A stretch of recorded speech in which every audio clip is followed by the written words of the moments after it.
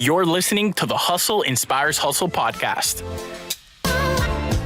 Here, we'll help you unlock the secrets of entrepreneurship and self-development.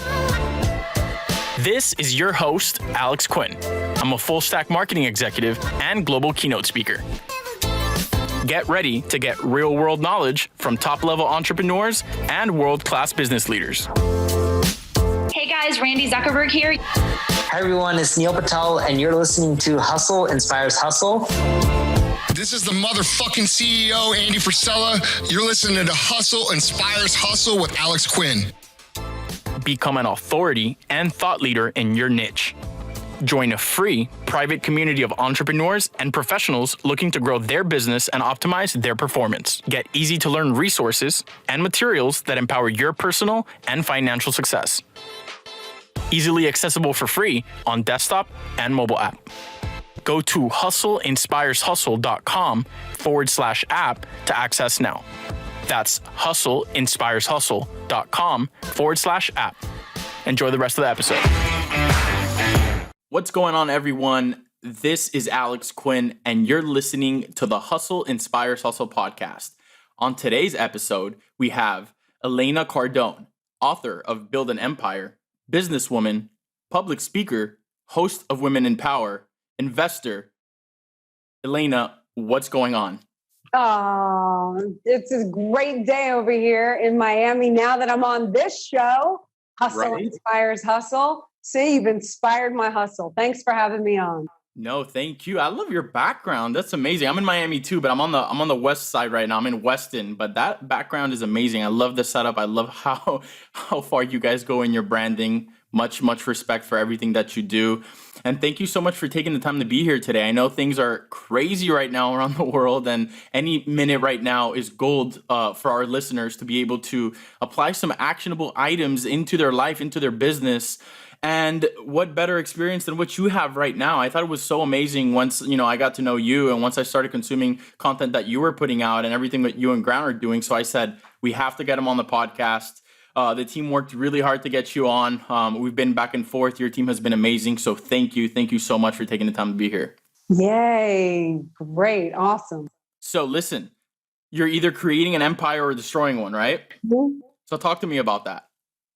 Well, it's a concept or an epiphany that I had one day. Well, I've been operating under this empire, grandiose sort of way of thinking for a number of years. But aside from all of that, I had the epiphany one day that you're either creating your empire or you're destroying one with every decision that you make. So that goes when you really can break it down and help you on a daily basis think. From anything from as simple as, if I eat this dessert, is it going towards the creating or the destroying? Or, hey, if I continue to participate in this meaningless, mindless argument with my partner, am I really creating the empire or am I destroying here? And when you can really start to look and analyze from the little decisions to the big decisions, or, like with everything, okay, is this strip club creating or destroying in my marriage, in my relationship? Is this financial decision here going to create or harm? Every single thing starts to get put in perspective. When you know your mission, when you have your purpose so big and you know your mission and you have your vision and you want to achieve something so badly, then when you start to analyze, look, am I creating to get there or am I going to be holding myself back? Am I taking 2 steps forward and 4 steps back by this decision? You can start really being able to utilize discipline or ethics and put them in on yourself to make the choice that's going to be the one that's going to be more survival for you and your empire and everyone involved in it. Now, that mindset and that way of thinking doesn't always come naturally to people. I'm sure that, and I saw one of your keynotes. I believe it was at 10X where you were talking about where it came to a point where you realized, hey, I'm kind of going against this. I need to work towards building this rather than maybe complain or get in the way or have a certain way of feeling about it. Was there a catalyst in your life where you realized, hey, I'm not thinking about things the right way? Was it a book? Was it a person? Was it an experience that started shaping your mind to think this way? Yeah. Prior to the 2008 economic collapse at that time, that financial collapse, I had been operating in my marriage as an independent woman because that's the way I was raised. I was raised to be this independent woman. I had to do everything myself. No one was going to control me, boss me, whatever. And I didn't realize that when I was in my marriage, we were the first 4 years into my marriage, I didn't realize I had brought that into the marriage.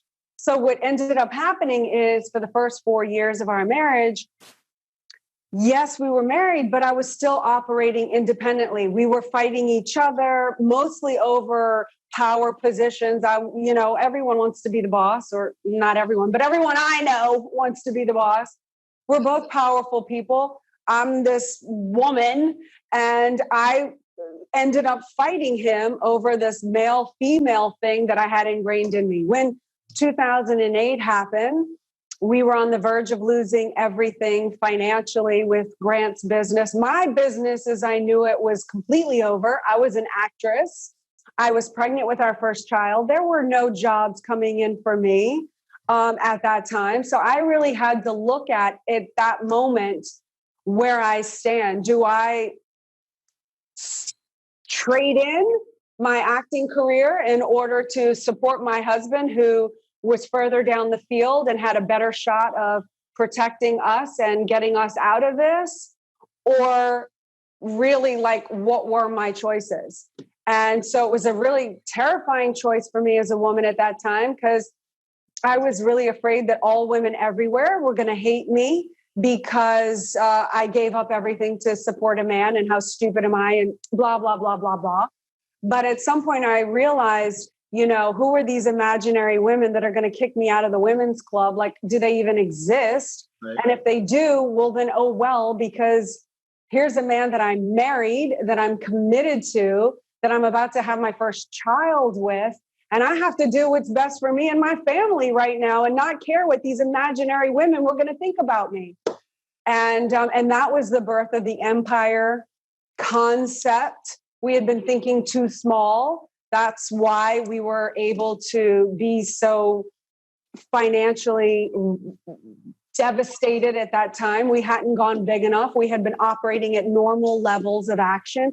We thought we were normal, and that's all that was needed. But the problem with normal is that normal is so dangerous because it makes you think everything is fine until it's not. And that's the situation we found ourselves in. We hadn't built up reserves in abundance of confidence, of finances, of ethics, of courage, of discipline, of grit, and all of that stuff. Since that has happened, we had to build up the coffers and make ourselves abundant in all areas of our lives, professionally, financially, and personally. So we've been building for the last 10 years with each other, side by side, as a team. We figured out in our relationship who gets to be the boss of what department based on our strengths and weaknesses, not based on male, female, based on strengths and weaknesses, who does what.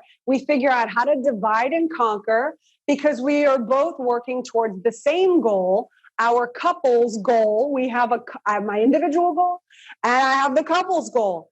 And the couple's goal is to reach certain levels of success.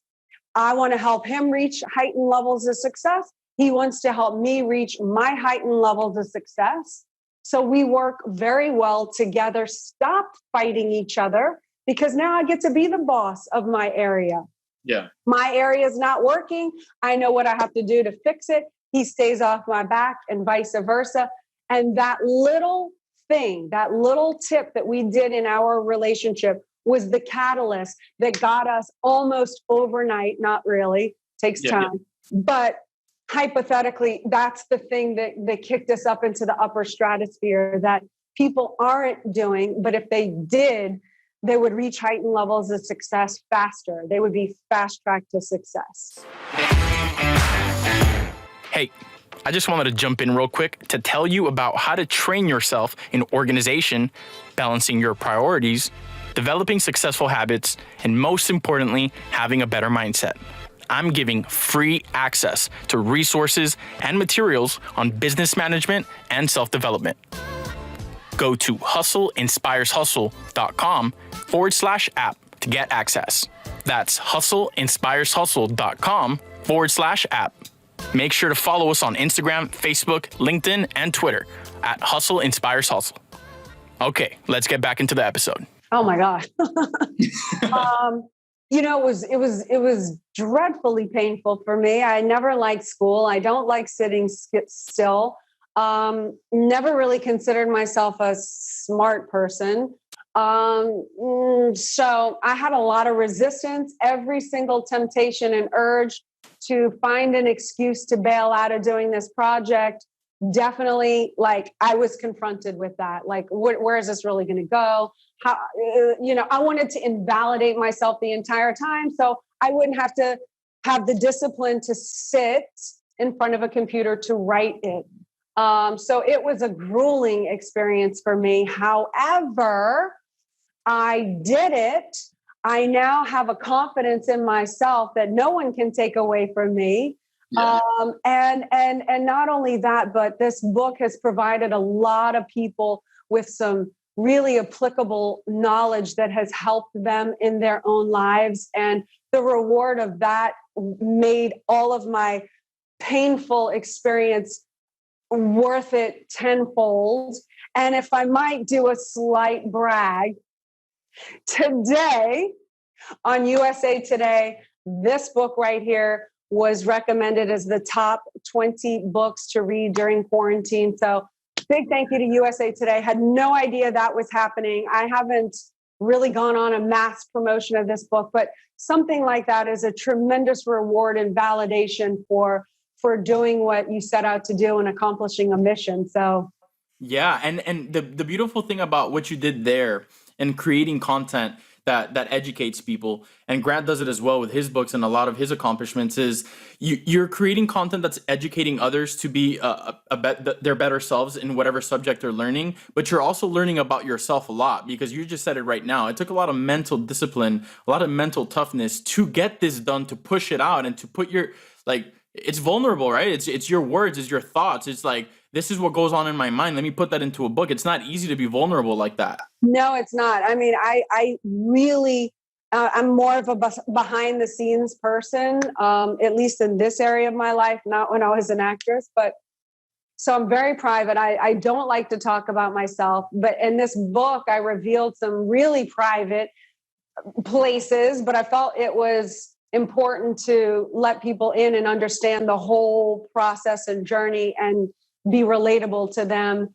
And so thank you for recognizing that. Yeah, of course. Now, one of the things I really like to talk a lot about is routine, right? I believe that building good habits and stacking good habits are ultimately what lead you to be successful, however you define success. Do you have a special routine you follow on a daily basis? And if not a routine, do you have a set of habits that you like to stick to that remind you about your core values or what you're trying to do for yourself and with your partner?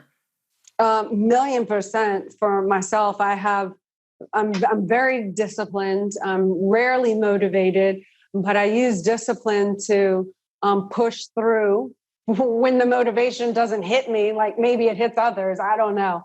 So yeah. I'm very disciplined. I make sure that I beat the sun up. My feet hit the floor every morning, 6 a.m., whether I like it or not. I'm either self-enhancing, like myself right now. I'm re-listening to the 10X rule on audio. I'm back on Cardone University. I'm training. I have a whole thing and a new division that I'm running. So I need to have that training.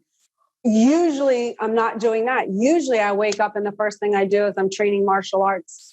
And which is another thing that I have to overcome mentally. And, and then that gets me physically taking care of myself and in a good frame of mind. And I think it's so connected to how the business world works. And so I'm always working on structure. I make sure I drink my gallon of water throughout the entire day. I have my vitamins that I take, et cetera, et cetera. So yes, I have myself on a program and a schedule that includes self-enhancement. It includes working out. It includes me taking care of myself.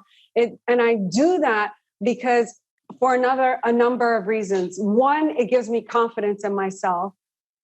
and also it practices and implements my discipline. And, when you can do something consistently over a long period of time, you will have confidence in yourself. You will have belief in yourself that when you say you're going to do something, you can trust yourself that it will get done. Eventually, you'll do that so much that other people will believe you when you say you're going to do something. You continue to do it over a long enough period of time, the universe listens to you. The universe is like, oh, the chick says she's going to be $1 billion, rather than laughing in your face and being like, oh God, this visionary pipeline dreamer. Everyone, including the universe, goes, you know what? She's going to do it. I'm going to step out of her way because she's too tough to fight. I'm going to go pick on this person and give them a whole bunch of problems because she's too hard.